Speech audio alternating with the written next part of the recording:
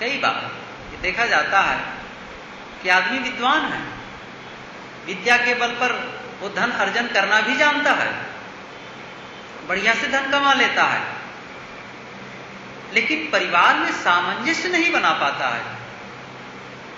परिवार के लोगों के साथ जो आपस में प्रेम बर्ताव होना चाहिए वह नहीं कर पाता है, इसलिए आदमी दुखी बना रहता है। परिवार के लोग धन पाकर के क्लेश भोगते रहते हैं। इस पर मैं एक उदाहरण और सही घटना कहा करता हूं। एक जज महोदय एक बार अपने एक मित्र को लेकर अपने घर गए। दूर से ही बच्चे जो घर में खेल रहे थे देखे कि पिताजी आ रहे हैं। सभी बच्चे घर के अंदर कमरों में जाकर छिप गए। जैसे घर पहुंचते हैं, घर में जो बहनें थी, महिलाएं थी, वो आपस में जो बातचीत कर रही थी, वे सब कमरों के अंदर जाकर छिप गई, कोई सामने नहीं। जैसे ये पहुंचते तैसे घर में सन्नाटा छा जाता है। जो साथी आया था उन्होंने कहा, क्या हो गया? आपके आने पर घर के सभी लोग इधर उधर भाग गए, कोई सामने नहीं, कोई बातचीत नहीं, ऐसा लगता है जैसे एकदम कोई आदमी यहां कोई मुर्दा पड़ा हो। उन्होंने बड़े गर्व से कहा, तुम जानते नहीं, मेरे सामने कोई आकर खड़ा नहीं होता है। ये क्यों? इससे रौब बना रहता है, इससे मर्यादा बनी रहती है। उन्होंने कहा, मर्यादा के चक्कर में पड़कर, रोब गांठने के अहंकार में पड़कर आदमी को शमशान घाट बना रखे हो, फिर भी अभी मान नहीं जा रहा है। इस बात को अंदर जज महोदय की पत्नी सुन रही थी। साहस बटोर कर बाहर आई और उस मित्र से जो साथ आए थे, परिचित थे, कहा, भाई साहब, आप अपने मित्र को समझा दीजिए। ये जब कचहरी से आए तो अपना जजपना कचहरी में छोड़कर आए। यहां आते हैं तो हम लोगों से ऐसी बात करते हैं जैसे हम लोग कोई अपराधी हैं। पति के रूप में आए, पिता के रूप में आए, भाई के रूप में आए। घर के लोग इंतजार करते रहते हैं कि पिताजी, बच्चे इंतजार करते रहते हैं कि पिताजी आएंगे, उनसे बातें करेंगे, लेकिन इनके आने पर तो जैसा लगता है कोई सन्नाटा छा जाता है, जैसे कोई एक बहुत बड़ी घटना घट गई। सब डर से कांपने लगते हैं। कौन सा जीवन है? वह घर का मालिक सफल नहीं है जिसके घर पहुंचने के बाद घर के लोग भयभीत हो जाएं, जिसके जाने पर घर के लोग प्रसन्न हो जाएं, आनंदित हो जाएं, उनको लगे, इंतजार करने लगे कि हमारे घर का जो मुखिया है, पिता है, भाई है, पति है, कब आएंगे। ये लोग इंतजार करने लगे। वो कौन सा व्यक्ति है जिसके आने पर लोग भयभीत होने लगे, डरने लगे, सामंजस्य नहीं बैठा पाया। धन कमा करके भी दुख भोगा जा रहा है।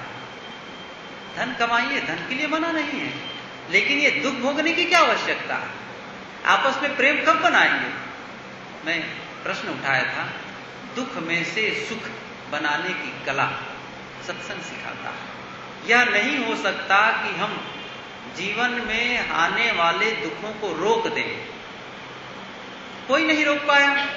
बड़े बड़े महापुरुषों का नाम ले लें, चाहे हम राम को कहें, कृष्ण को कहें, बुद्ध को कहें, महावीर को कहें, ईसा और मोहम्मद को कहें, स्वामी शंकराचार्य को कहें, स्वामी विवेकानंद को कहें, कबीर को कहें, स्वामी दयानंद को कहें, गांधी को देखें। ये बहुत बड़े बड़े नाम हैं। क्या उन लोगों के समय उनके विरोधी नहीं थे? उनको सताने वाले नहीं मिले? ऐसे बड़े बड़े महापुरुषों को भी सताने वाले मिले, गलत कहने वाले मिले, और जो वो गलती नहीं करते थे उन गलतियों से भी उनको दोषित करने वाले मिले। आज हम कैसे हो सकते हैं कि हमें कोई कुछ न कहे? क्या हम दूसरों को सुधार सकते हैं? दूसरों से आशा कर सकते हैं कि दूसरे हमें कटु न कहें? दूसरे हमको गलत न कहें, असंभव है।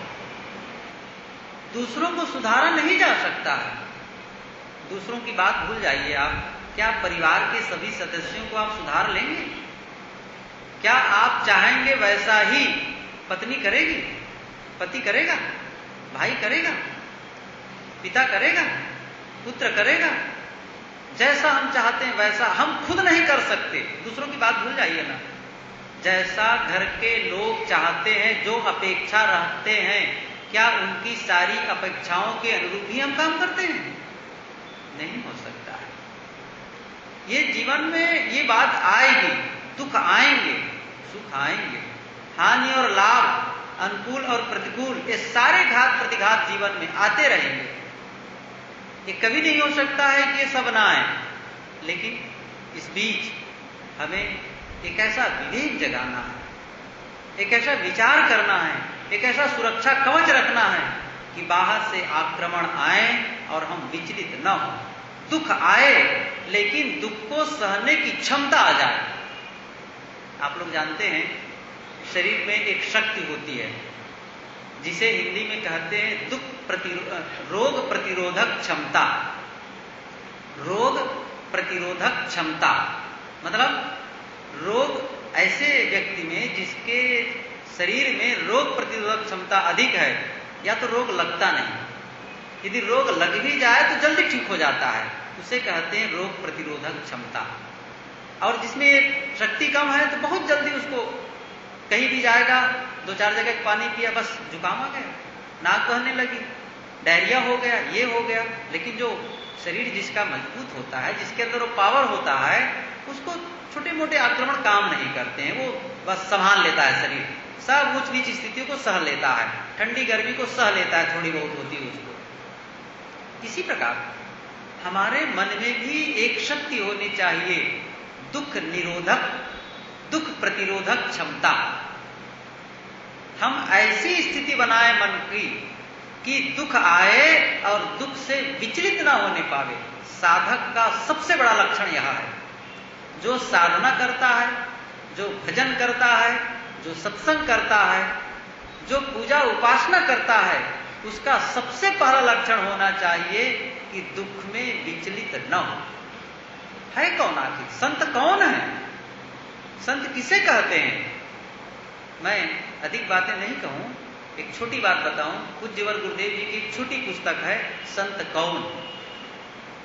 संत कौन का एक प्रथम वाक्य है, जो दुखी नहीं होता वह संत है। मैं समझता हूं इससे छोटी और इससे पूर्ण परिभाषा और नहीं हो सकती है।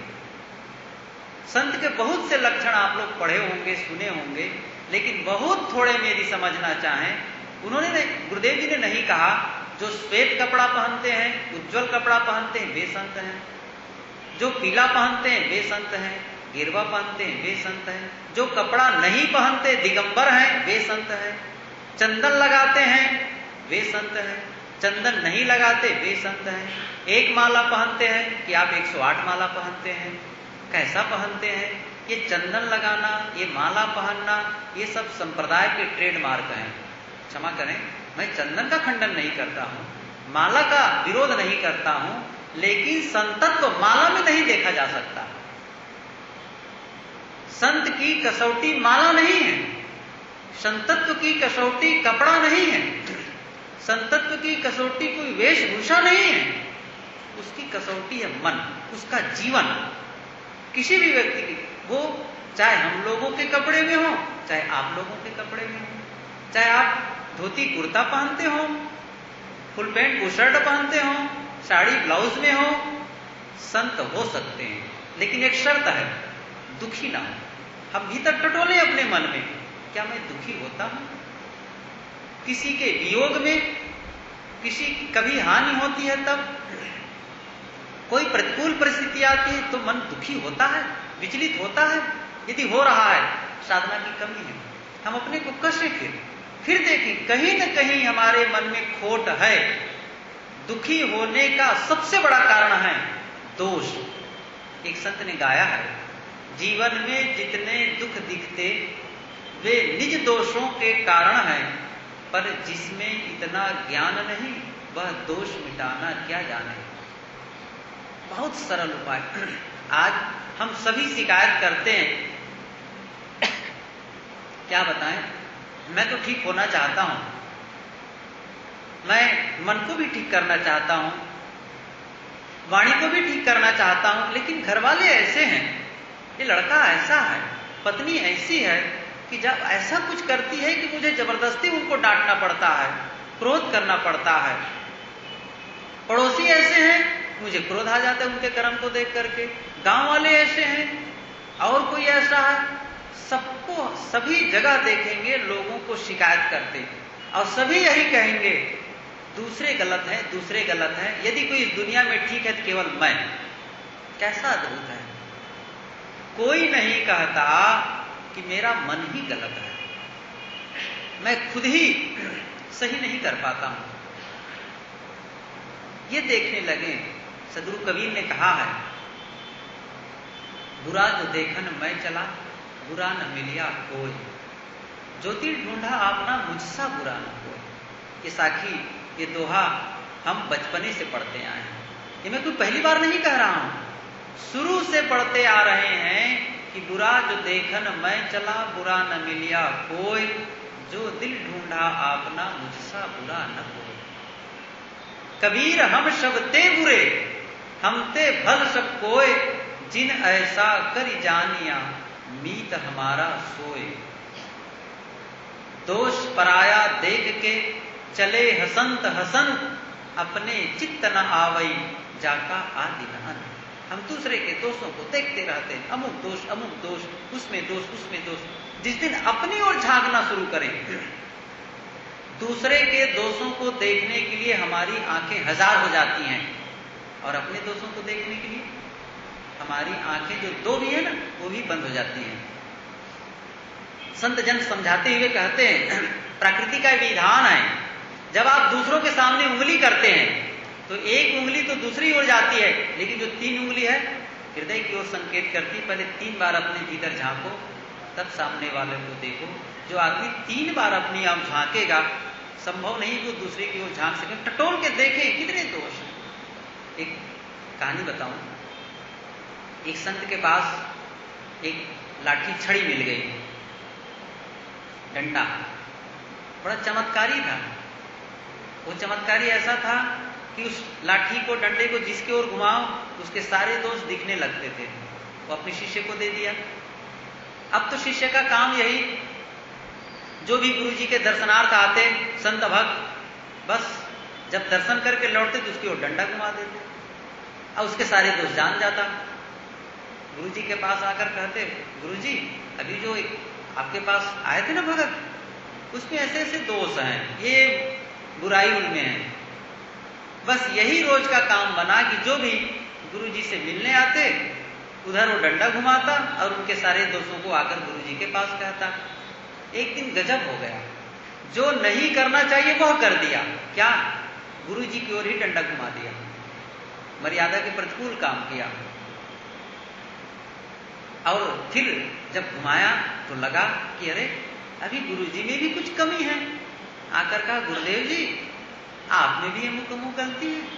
उन्होंने कहा, बेटा मैं भी साधना में चल रहा हूं, मेरी भी गलतियां हो सकती हैं, लेकिन मैं उसे दूर करने में लगा हूं। लेकिन जरा यह तो बता, तू कभी अपनी ओर डंडा घुमाया कि नहीं घुमाया है? कहा, गुरु जी कभी नहीं घुमाया, जरा घुमा कर तो देख। जब घुमा कर देखा तो लगा वो पूरा भंगार भरा, कचड़ा ही कचड़ा है, विकार ही विकार है। जरा टटोलो तो भीतर, अंदर झाके तो, क्यों दूसरों को दोष देते हो? अपने विकारों को धोना शुरू कर दे। सत्संग में यही सिखाता है, कबीर साहब यही सिखाते हैं कि दूसरों को दोष मत दो। न कोई शैतान आपको सता रहा है, न कोई भगवान कुपित है आपके लिए, कोई आपको परेशान करने वाला नहीं है। हमारा ये विकारी मन हमारा ये दुश्मन बना बैठा हुआ है, आज उसे मित्र बनाना। मेरा यही संदर्भ ही है, मैं यही कह ही रहा हूं कि दुख से सुख, दुख को हम रोक नहीं सकते, प्रतिकूल परिस्थिति को रोक नहीं सकते, लेकिन हम यह स्थिति बना सकते हैं, एक ऐसा कवच बना सकते हैं कि बाहर से दुख आए और अपने आप में हम अविचलित हो जाएं। पहले आप लोग जानते हैं कि लोग राजे महाराजे किला बनाते थे। यदि दुश्मन बाहर से आ रहा हो तो किला चारों तरफ से परकोटा है, दरवाजा बंद कर ले, सुरक्षित। बाहर का आक्रमणकारी आया भी हो तो वो बाहर से आक्रमण नहीं कर सकते, क्योंकि वो किला के अंदर हैं। उसी प्रकार भीतर भी एक किला बनाना है।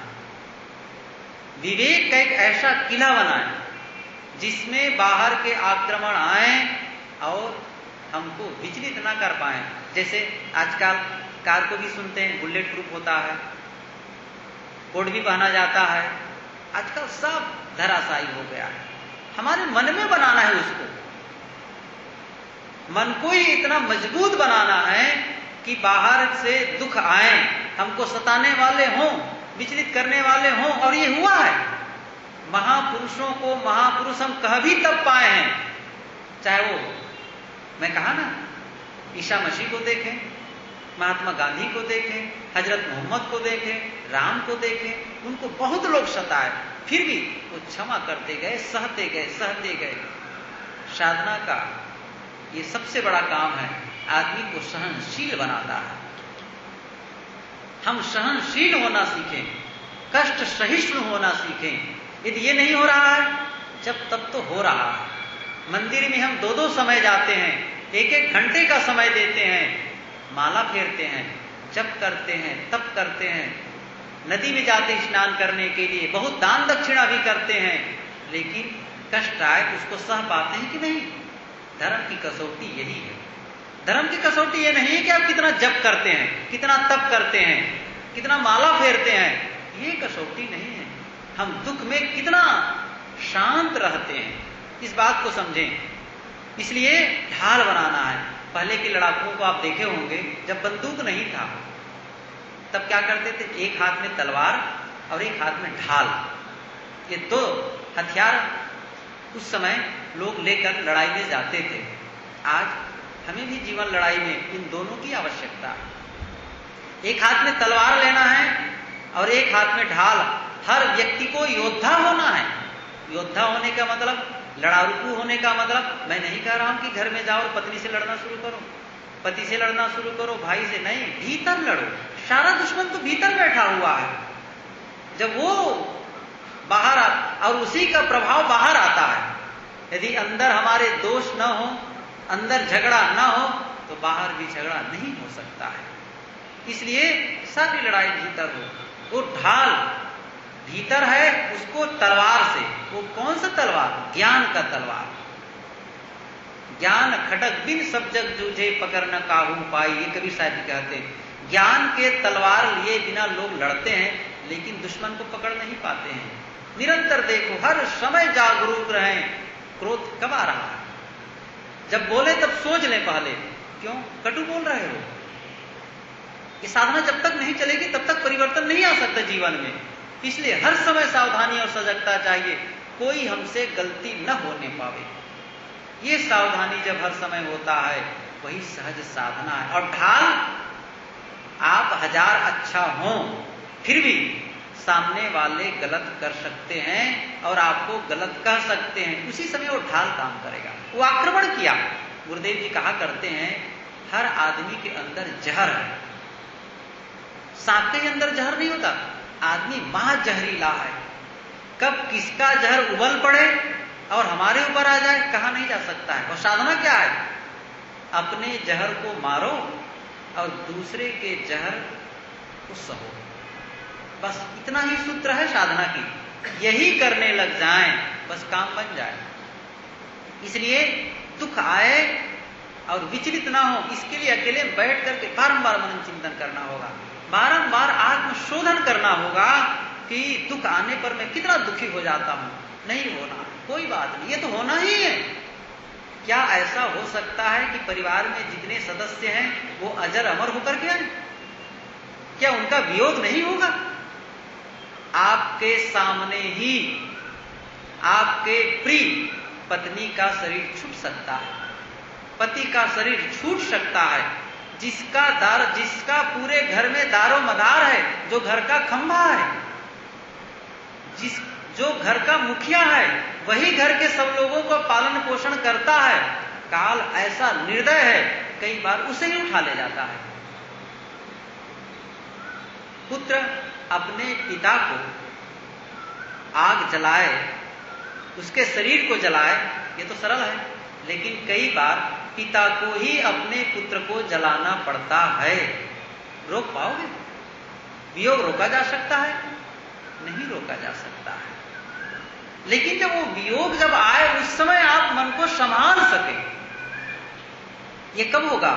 तुरंत नहीं होगा। हम लोग क्या करते हैं, जब विकट परिस्थिति आती है तो धार्मिक हो जाते हैं, तुरंत मंदिर में जाएंगे, पूजा उपासना शुरू करेंगे, वो करेंगे, काम नहीं होता है। इसीलिए शायद कबीर साहब ने कहा है, दुख में सुमिरन सब करे, सुख में करे न कोय, और जो सुख में सुमिरन करे तो दुख काहे को होए। साधना का काम यही है, आप पहले ही तैयार हो जाइए, पहले ही तैयारी शुरू कर दीजिए।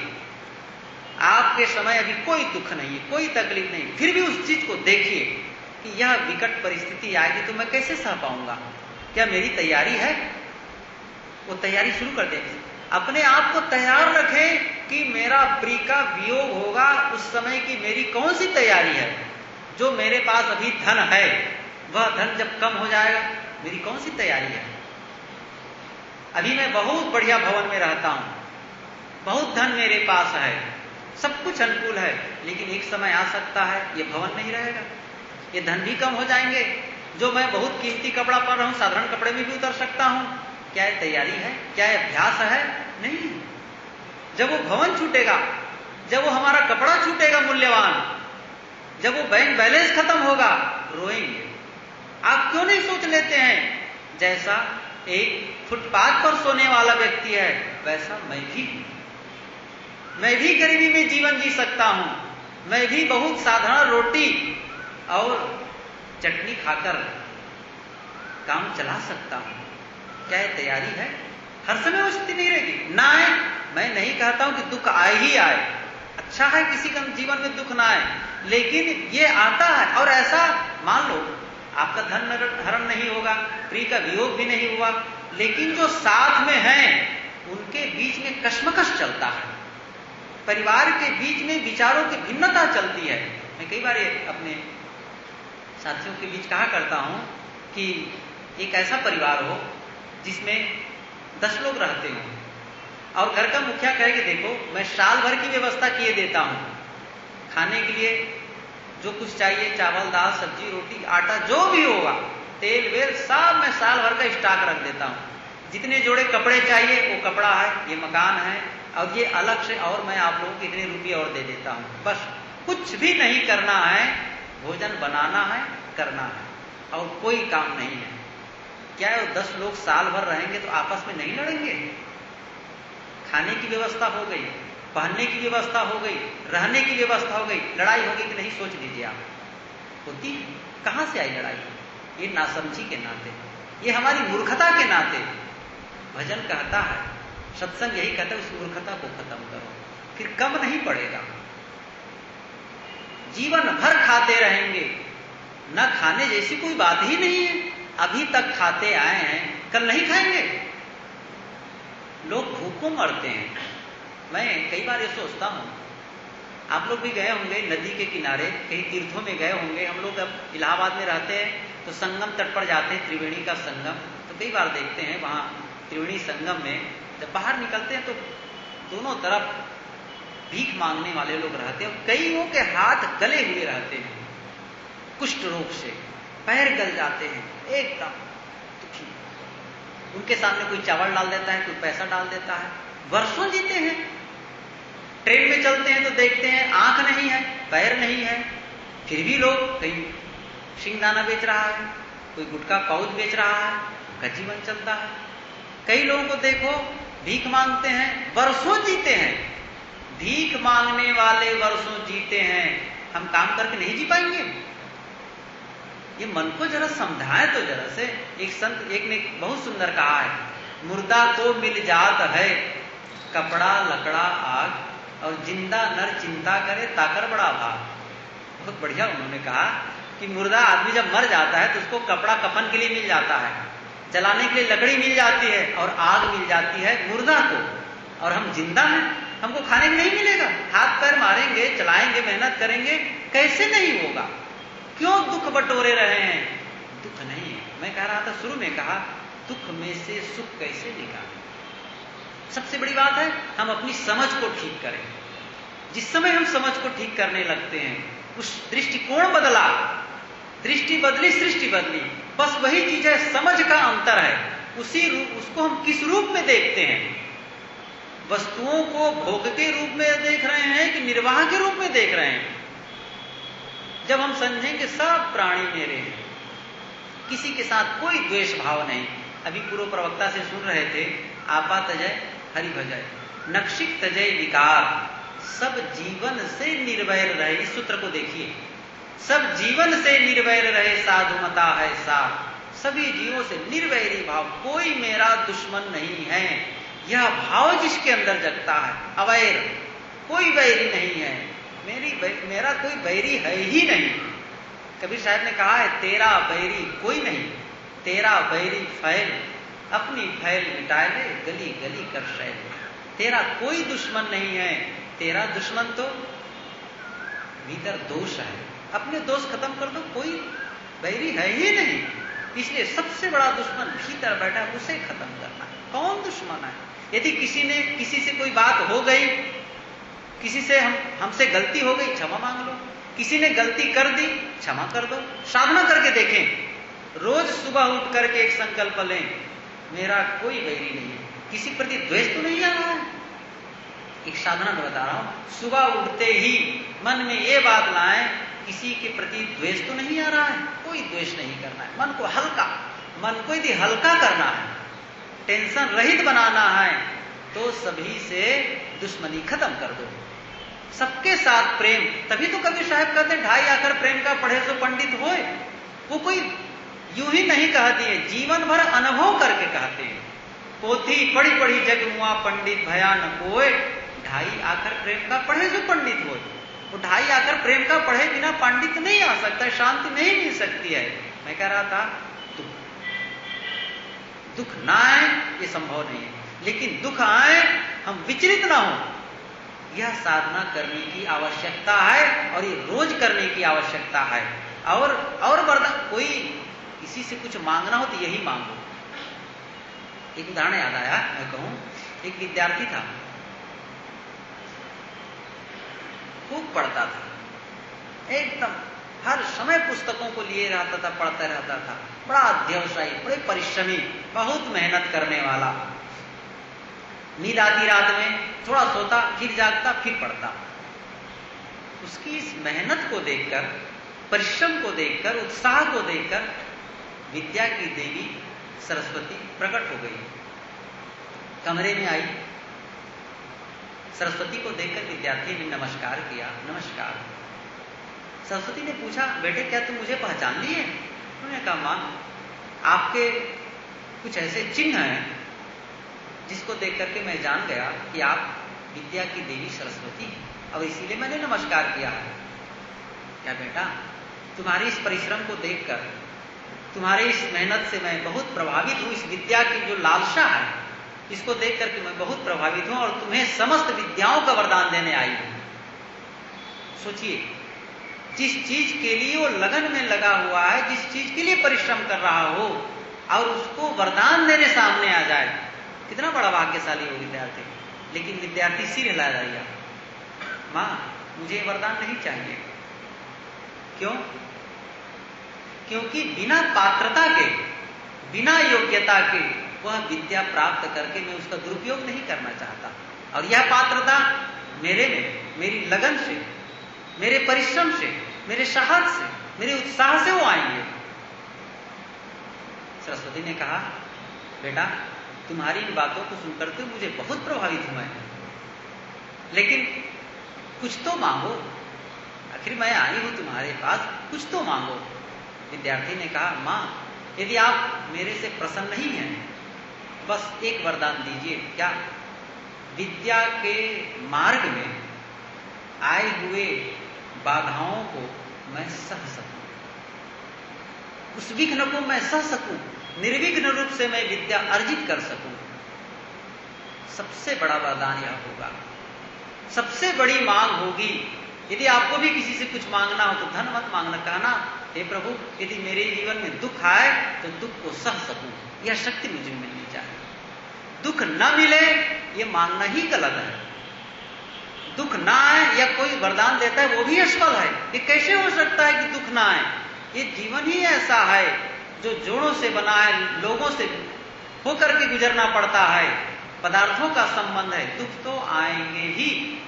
इसलिए दुख आने पर भीतर में एक ऐसा सुरक्षा कवच बना लें, ऐसा मजबूत बना लें, जिसको मैंने कहा दुख निरोधक शक्ति। वो कौन सा है? वो है विवेक, जिसको कबीर साहब ने परख कहा है, पारख। इसीलिए आप लोग कई जगह पुस्तकों में देखेंगे पारख, वही परख है, परखने की क्षमता हो जाए, जिसको कहते हैं विवेक। वैसे इधर विवेक का पारिभाषिक रूप यह है, कोई आपके यहाँ मेहमान आए तो आप लोग उनके लिए व्यवस्था कर दें, भोजन पानी रहने बसने की, इसको विवेक कहते हैं। लेकिन विवेक का मतलब होता है सत्य असत्य को समझना, जड़ चेतन को समझना। हाँ, ये सारी बातों को दो, जब माताएं भोजन बनाती हैं तो चावल में कंकड़ निकाल देती हैं, दाल में से कंकड़ निकाल देती, कंकड़ अलग चावल अलग, ये विवेक करना है। इसी प्रकार विवेक करना, हर समय विवेक जो करते रहता है दुख से छूटने का वही उपाय पाता है। इसलिए हमें साहिब की एक पंक्ति है, करहु विचार तो सब दुख जाई, छोटा सा सूत्र, करहु विचार तो सब दुख जाई। विचार पूर्वक काम करें, हर काम विचार पूर्वक बोले, विचार पूर्वक।